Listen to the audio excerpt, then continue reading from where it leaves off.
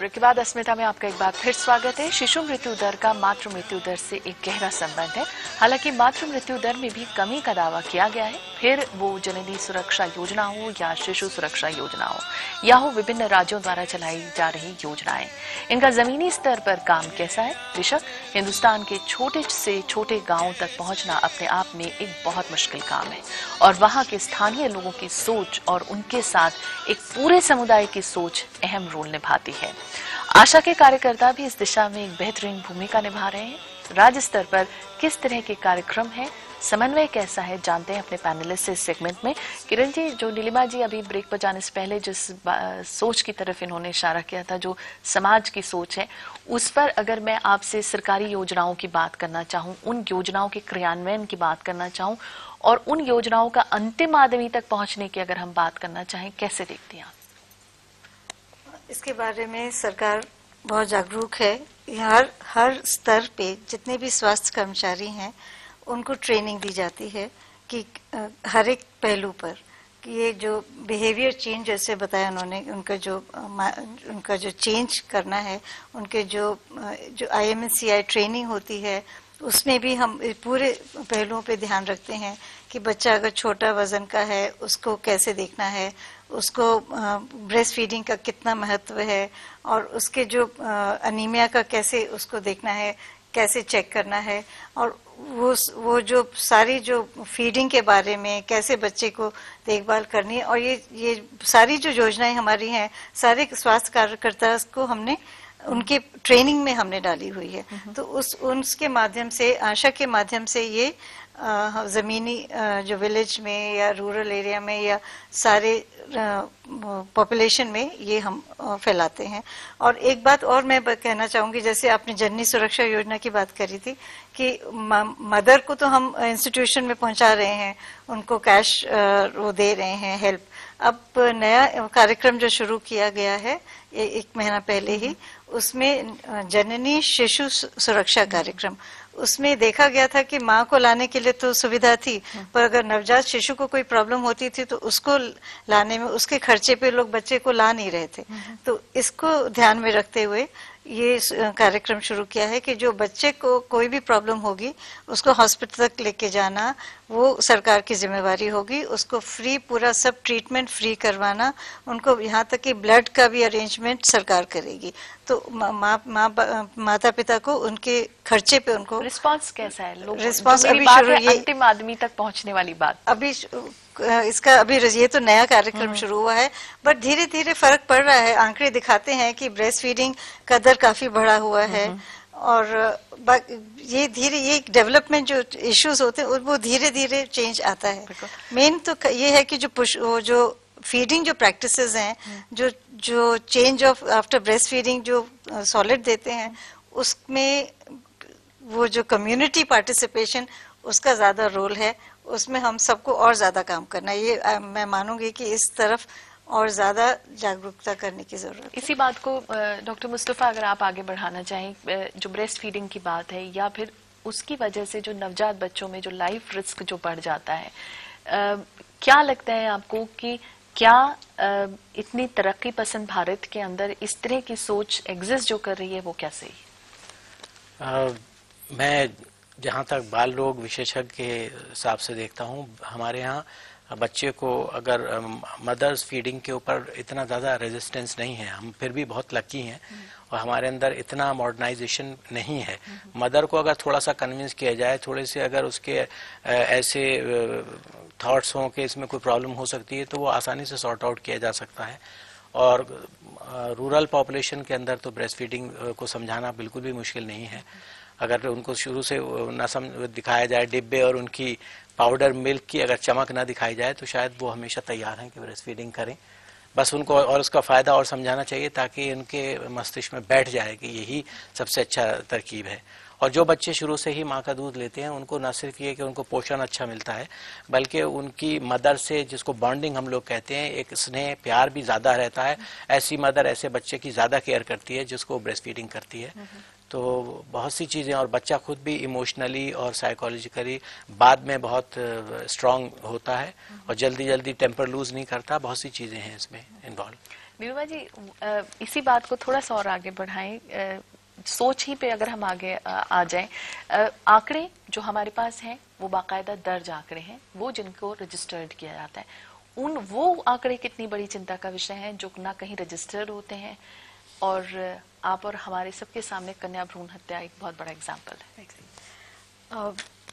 ये तो बिल्कुल अभी हम लोगों के सबके सामने, हम सब जानते हैं स्थिति कि जो हमारा लिंग अनुपात में जो आ रहा है, डिफरेंस आ रहा है, वो प्रकृति प्रदत्त नहीं है। तो वो तो आप जोड़ ही लीजिए सीधा सीधा कि वो तो है ही है, जो एडिशनल फोर्स जिसको आप कहते हैं मर्डर ही होता है। इसके अलावा जहाँ पर स्ट्रक्चर नहीं है वहाँ पर अनगिनत इस तरीके के होते हैं, ऐसे घटनाएं होती हैं जिसमें बच्चा जहाँ पर उसको सपोर्ट नहीं मिलता है, ऑन टाइम उसका इन्फेक्शन हुआ है, पहुँच नहीं पाया, ट्रांसपोर्टेशन नहीं मिला और वो बिना कहीं दर्ज हुए जाता है। और ये परसेंट हमेशा आपका 1-2% रहता है। इसीलिए जब हम जो हमारे लिखित आंकड़े होते हैं हम उनको थोड़ा सा with a pinch of salt लेते हैं कि और खुश होते हैं कि चलिए इतना तो आ गया। पर जहाँ जिन जगहों पे अभी हम पहुंच ही नहीं पाए, चाहे वो कॉन्फ्लिक्ट रिडन एरिया हो, चाहे वो रिमोट एरिया हो, क्योंकि हम उत्तराखंड में काम कर रहे हैं, अब वो जा करके 4 परिवार एक कोने में बस गए हैं, तो आप सरकार को दोष नहीं दे सकते। वहां बिजली पहुंचाना, पानी पहुंचाना, PHC का सर्विसेज पहुंचाना, आशा पहुंचाना अपने आप में एक चैलेंज है। तो ऐसी जगहों के आंकड़े डेफिनेटली जो हैं जो रजिस्टर नहीं हो रहे हैं। पर जैसे कि हम लोग देख रहे हैं कि हमारा यहाँ पर आता है वो दायित्व जिसको हम बात कहते हैं कि ये बात अब हम लोगों को समझ आ रही है कि इसके अलावा भी है, जहाँ पर जो दिख रहा है उसके अलावा नेपथ्य में भी और कुछ है। इसीलिए भूमिका सबकी बन गई है। और एक जो मैं पिछले 10 साल में मैं डेवलपमेंट सेक्टर का जो ग्रोथ देख रही हूँ, मुझमें एक अब कोलैबोरेटिव एफर्ट की बात होने लगी है। मैंने एक समय क्या होता था, एनजीओ बैठ करके सरकार की सिर्फ बुराई करते थे, आज वो कहते हैं बहुत अच्छा NRHM प्रोग्राम है, बहुत बढ़िया, अब हमें डिलीवरी करने की जरूरत नहीं, हम इसी को आगे बढ़ाएंगे। प्लान उनमें से एक है। तो वो अभी क्या हुआ है कि जो संगठन की शक्ति से मैंने पिछले 2 साल में बहुत परिवर्तन देखा है। पर ये आपका सवाल अपनी जगह सही है, अभी भी हमारे इस देश के कुछ बहुत दुर्भाग्यपूर्ण इलाके हैं जहां पर हम नहीं पहुंच रहे हैं और हमें उधर ध्यान देना है। राजीव जी, इसी बात को थोड़ा सा आगे बढ़ाएं, मिलेनियम डेवलपमेंट गोल जो बात है 2015 तक के शिशु मृत्यु दर जो है वो 30 से कम रखने का लक्ष्य रखा गया है। अभी जो फिलहाल स्थिति है उससे और 2015 तक पहुंचने का सफर आपको कैसा लगता है? सफर तो कठिन है, मगर अगर ये कहें कि बिल्कुल ही स्थिति खराब है, ये भी बात ठीक नहीं है। 5 स्टेट्स हिंदुस्तान में बिल्कुल हर हाल में 30 के कम लेवल पे पहुंचेंगे। केरला पहुंच चुका है, गोवा पहुंचेगा, तमिलनाडु पहुंचेगा, महाराष्ट्र पहुंचेगा, वेस्ट बंगाल पहुंचेगा। हर स्टेट में ये देखना चाहिए कि ऐसा इन्होंने क्या किया जिसकी वजह से इन्होंने अपने मृत्यु दर को कंट्रोल किया। दूसरी तरफ कुछ ऐसे स्टेट्स हैं जो पिछले 10 साल से बिल्कुल ही अटके हुए हैं और संभावना ये है कि 2015 तो किसी भी हालत में नहीं, शायद 2030 या 2040 तक पहुंचने पे अपना मृत्यु दर को 30 से कम ला पाएंगे। इसके लिए सरकार ने, जैसे डॉक्टर साहब ने कहा, एक मिशन के तौर पे बड़े बड़े प्रोजेक्ट्स, बड़े बड़े प्रोग्राम्स शुरू किए। जिन स्टेट्स को आप कह रहे हैं कि वहां पर एक अच्छा रिजल्ट आया है, वहां उन्होंने ऐसा क्या किया? सबसे बड़ी चीज, जैसे नीलमा जी ने मेंशन किया, कि जब तक आप अवेयरनेस इस लेवल पे नहीं लाओगे और बिहेवियर्स को चेंज नहीं करोगे और उसमें पूरी कम्युनिटी को इंगेज नहीं करोगे, तो कम्युनिटी को मोबिलाइज करना, उनको ओनरशिप देना कि ये सारे प्रोग्राम्स उनके अपने हैं, इतना रिसोर्सेज डालना जिससे आप बिहेवियर्स को चेंज कर पाए। बिहेवियर्स को चेंज करने के लिए सिर्फ एक बोर्ड या कोई एक पैम्फलेट से बिहेवियर चेंज नहीं होगा। उसमें आपको, जिसको हम लोग कहते हैं इंटरपर्सनल कम्युनिकेशन, काउंसलिंग, उसकी जरूरत पड़ेगी। अब आशाज हैं, जैसे मैं फिर कहूंगा लाखों की तादाद में आशाज हैं, बट वो लाखों की तादाद में पूरे देश को तो भी नहीं कवर कर पा रहे। इसमें सबसे जरूरी बात मुझे जो नजर आ रही है, और ये मेंशन हुई है, कि सिर्फ सरकार सब कुछ नहीं कर पाएगी। इसमें प्राइवेट सेक्टर, हिंदुस्तान में टेक्नोलॉजी इतनी तेजी से बढ़ रही है, कॉरपोरेट वर्ल्ड इतनी तेजी से बढ़ रहा है, क्यों नहीं वो पूरे पार्टनरशिप के रोल में आए। कुछ जगहें हिंदुस्तान में जहां पे सरकार अभी नहीं पहुंच पाई या कम पहुंच पाई है, उनको अडॉप्ट करें और जो सरकारी प्रोग्राम्स हैं उनको पूरी तरह से डिलीवर करें।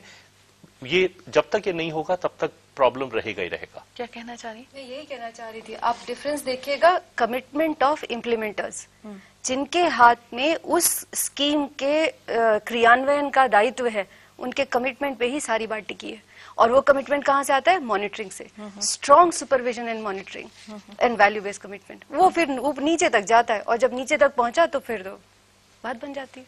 सुनीता जी, इसी बात को आप रिप्लाई करें और साथ ही ये जरूर बताएं, जो आपसे हमारी बात हो रही थी ब्रेस्ट फीडिंग को लेकर, उस सोच को बदलने को लेकर, और उससे लाइफ रिस्क कितना कम हो सकता है। और नीलिमा की बात से आप शुरुआत। डेफिनेटली, जैसा कि इन्होंने कहा कि जागरूकता है, अवेयरनेस है, नॉलेज भी है, पर जब तक हम उसको व्यवहार में नहीं लाएंगे तब तक बदलाव नहीं आएगा।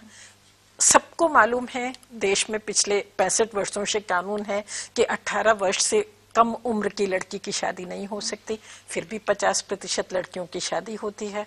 शादी के तुरंत बाद वो माँ भी बनती है, जबकि अभी वो खुद पूरी तरह से परिपक्व नहीं है। उनके न्यूट्रिशन का कोई ध्यान नहीं दिया जाता, उनको कोई एंटीनेटल केयर नहीं दी जाती कि वो गर्भावस्था में अपना चेकअप कराएं। बार बार कहने के बावजूद भी बहुत सारी महिलाएं ऐसी हैं जो वैक्सीनेशन भी नहीं कराती हैं प्रेगनेंसी में, जिससे हो सकता है, या फिर अभी जननी सुरक्षा योजना कोशिश कर रही है कि इंस्टीट्यूशनल डिलीवरीज बढ़ें, पर अभी भी बहुत सारी महिलाएं ऐसी हैं जो घरों में अनअटेंडेड डिलीवर करती हैं। तो कॉम्प्लिकेशन तो उनमें होने ही होने हैं अगर ये सब चीजों का ध्यान नहीं दिया गया। अगर माँ खुद कुपोषण की शिकार है, इवन परिवार में इसमें पुरुषों को भी बहुत महत्वपूर्ण योगदान है। वो अगर घर में बच्चा है तो वो अगर बच्चे को देखता है कि भाई बच्चा ठीक है, मगर माँ से नहीं पूछता कि तुमने खाना खाया कि नहीं खाया, तो वो नेचुरली उसी माँ ने बच्चे को दूध पिलाना है, और अगर उसका वो नहीं है तो वो बच्चे को कितना दूध पिलाएगी। आज हम लोग कहते हैं कि जन्म के 1 घंटे के भीतर बच्चे को दूध पिलाया जाए। हर रोज मैसेज दिया जाता है, फिर भी 30% से ज्यादा महिलाएं ऐसी नहीं हैं जो बच्चे को घंटे भर में दूध पिलाएंगी।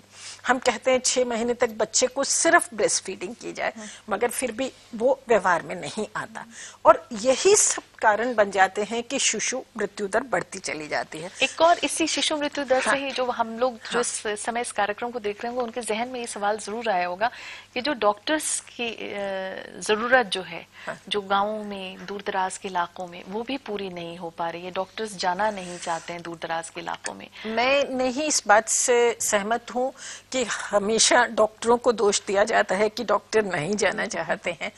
अगर आप डॉक्टरों को सुविधा दें, वो काम करने के लिए हमेशा तैयार हैं, ऐसा नहीं है कि नहीं है। और जैसा कि पहले भी कहा, राजीव जी ने भी कहा, कॉर्पोरेट सेक्टर है, प्राइवेट डॉक्टर्स भी हैं, हमें उनका भी वो करना चाहिए, पर समाज को भी बदलना पड़ेगा। जागरूकता बिल्कुल। संक्षेप में नीलिमा जी क्या कह रही?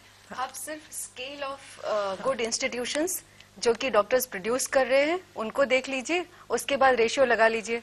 जैसे इंस्टीट्यूट अच्छे बढ़ जाएंगे, आपके अच्छे डॉक्टर्स अधिक संख्या में निकलेंगे, सब जाएंगे, काम करेंगे। एक मैसेज में इसमें ये दूंगा कि मृत्यु दर को बढ़ाने के लिए, घटाने के लिए उतना जरूरी डॉक्टर नहीं है जितनी नर्स है।